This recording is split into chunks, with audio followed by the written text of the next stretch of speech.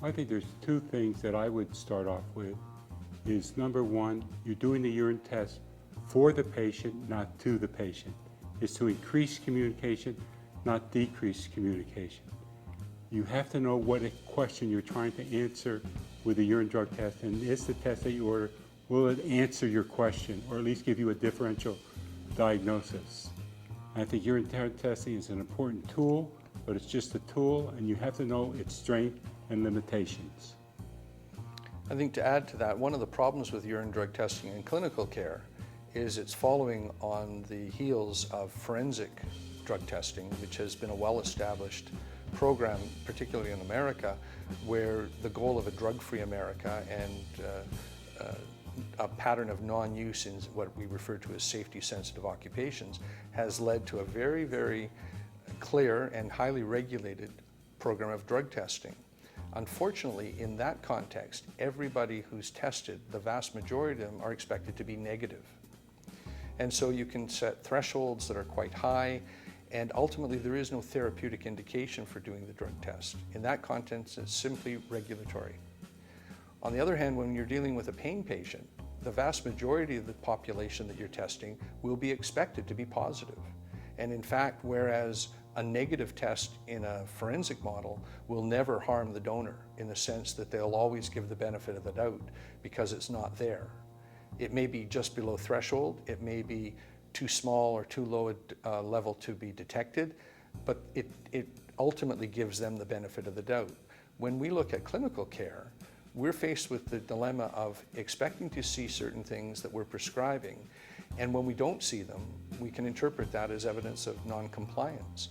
And the problem is there really is no good and reliable relationship between what the patient took, how much they took, and how they took it, and what kind of concentrations we find in the urine. Urine is very good at doing some things, and it does those things very well. But I think we have to be careful that we don't misuse, we don't extend the science of urine drug testing beyond what it's good for. And really what it is good for is, as Howard says, opening a dialogue. Having a difficult, and in some cases impossible, subject to broach with the patient, except that a urine drug screen is giving you the opportunity to say to the patient, you know, your urine drug screen is a little bit surprising to me, can you help me explain it? One other thing about drug testing that over the years that we've been involved is many people have really assumed that drug testing is evidence that we don't trust our patients. And the nearest analogy I can think of is if hyperglycemia were illegal in America, there would be far fewer hemoglobin A1Cs done. We know we can do the hemoglobin A1C to identify whether glycemic control has been good over the past 3 months. And if a patient says the glycemic control has been good, we still do the urine drug screen. We trust but verify. And if the glycemic control from the hemoglobin A1C says your control has not been as good as you think, you use that as an opportunity to motivate change. And I think we have to start looking at drug testing in that same fashion. But if fundamentally you believe drug testing is to catch people doing things that they shouldn't be doing, it's very easy for patients to sense that. And finally, you know, the other thing that is very, very important is the terminology is evolving in the field of urine drug testing. Screening drug testing is now called presumptive testing, and confirmation testing is now called definitive testing. And the first one is done by immunoassay, and the latter is done by chromographic studies. And so even the terminology is evolving either over the last couple of years also.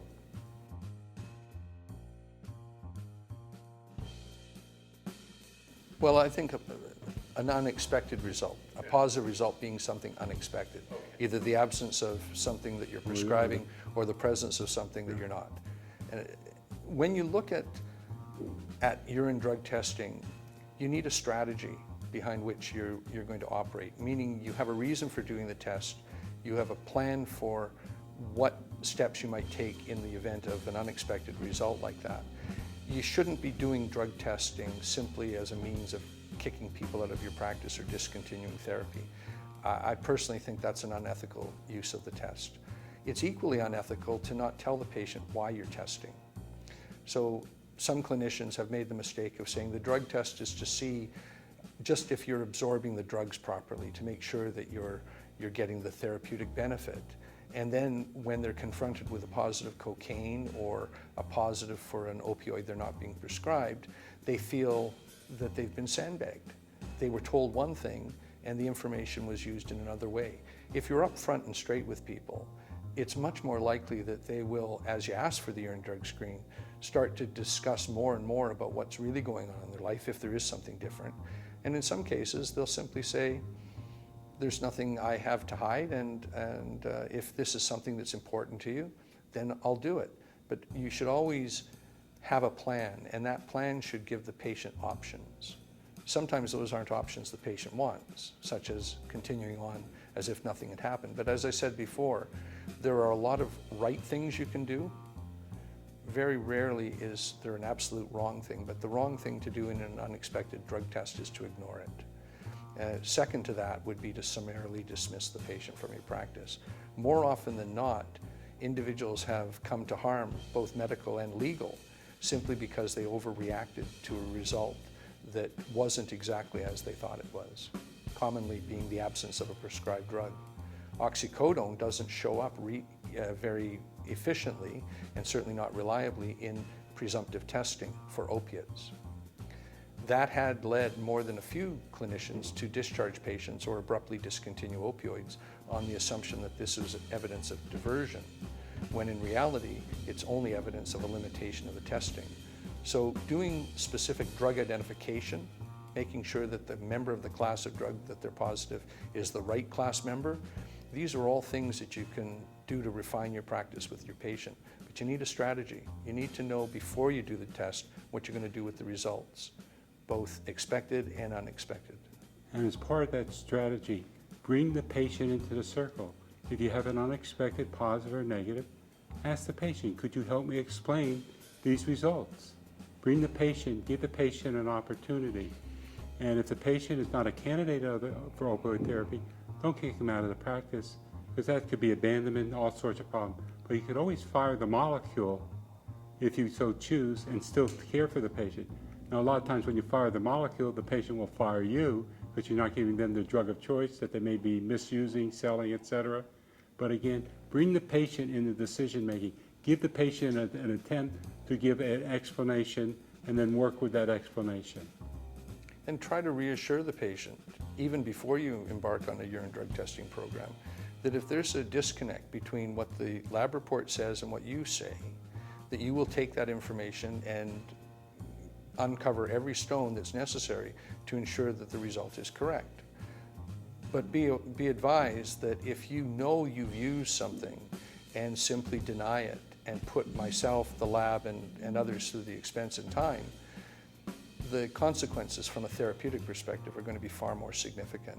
And I think by telling patients that you can respect the fact that a person made a bad choice much more graciously than understanding the patient is lying through their teeth, then I think you're likely to find patients more willing to divulge information. Remember, people won't tell you things that they think will harm them. And it's ironic that in medicine we have to ponder whether or not what we're expecting our patients to tell us is going to harm them, and then wonder why they may not take the time to tell.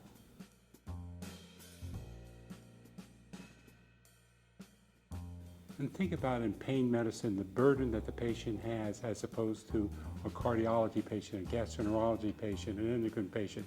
There have been multiple studies showing that people or patients do not take the medicine as prescribed by their physician close to 50% of the time, but we're expecting our pain patients to be perfect in regards to taking the medicine as prescribed. We're holding the pain patient to a much higher standard than anybody else. We call it insulin-dependent diabetes, but if the patient eats chocolate cake and doesn't follow your exercise regimen, your food plan, we don't change the word to insulin-addicted diabetes. So the pain patient has a higher standard to follow and to be compared to, so does the prescriber. That is fair, not unfair. It is, but it is what it is, and you got to deal with it. I think the danger with expecting more than what is reasonable of a patient is really obvious in drug testing and compliance testing. There has been a movement to overuse urine drug testing and try to suggest that based on numbers that go up or go down, quantitative drug testing, that you can infer from that the amount of drug they've taken and compare it to somehow a known standard. The reality is simply making a drug Schedule II doesn't magically eliminate compliance issues. And the problem is, if we make the argument that everybody on a Schedule II medication needs to be 100% compliant, we therefore have to assume that compliance problems is a conscious choice that patients are making, and we know that's not the case. We know we can improve compliance with increased activity between the provider or the provider's team and the patient. There are lots of ways of addressing compliance issue, but volitional decision to depart from an agreed upon treatment plan is only one of the elements that leads to non-compliance. The other side of the equation is we often tell patients things that we think are clear and yet are anything but clear. As a classic example, it's offering a patient a controlled release medication on a 3 times daily dosing interval. And when the patient doesn't respond the way we might expect, we clarify that and say, are you sure you're taking it 3 times a day? And the patient says, absolutely, 9 o'clock, 10 o'clock, and 11 o'clock. Now, technically, that's 3 times a day, but it certainly isn't the 3 times a day any of the clinicians prescribing controlled release substances would imagine. The reality is, to the patient, they take it every hour because that's how long it seems to last. The assumption on the part of the doctor is, I know what you're doing because I told you to do it this way. We're actually quite vague in the way we as clinicians advise our patients to take medications. PRN, as an example. We're more happy when a person doesn't take as much as we've authorized them to, and yet if they go 2 or 3 months based on a script that should only last a month, what did they do for the other 2 months? Were they getting medications from another supply? We have to be careful that we don't imagine that we're being more precise than we are. And clinicians, certainly myself included, are far less than precise when we're advising patients what to do. We don't have the skills, we don't have the knowledge to know precisely when a patient needs to take a medication, but we give them rough guidelines. And then we sometimes get surprised when the urine drug screen challenges us interpreting those results. We have to have more and better education in pain management, addiction medicine, and the tools that we use in order to apply this area of medicine to our patients. What I find what's interesting is that when Doug and I first started, you go to the exhibit hall of a major meeting, maybe there was 2, 3 diagnostic companies doing selling their wares as far as urine drug testing. Now you go to a major meeting and approximately 50% of the vendors are doing diagnostic tests and selling their wares of how to do this test. But they're really forgetting about really the basic education of how to use these tests as opposed to just selling these tests. There's nothing intrinsically therapeutic about collecting urine and testing it. And one thing any clinician who's engaged in routine and regular urine drug testing protocols should consider is who it benefits more.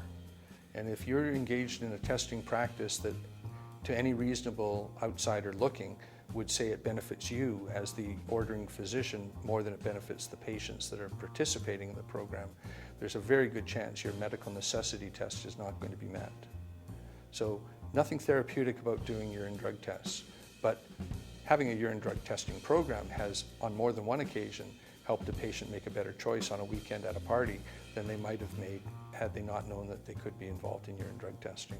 And patients have said that all the time to myself, and I'm sure to Howard, that I had a choice to make and it could have been a bad choice, and I made a better choice because I didn't want to discuss this urine that might have been positive for something on Monday as a result of what I did on Saturday. So I made a better choice.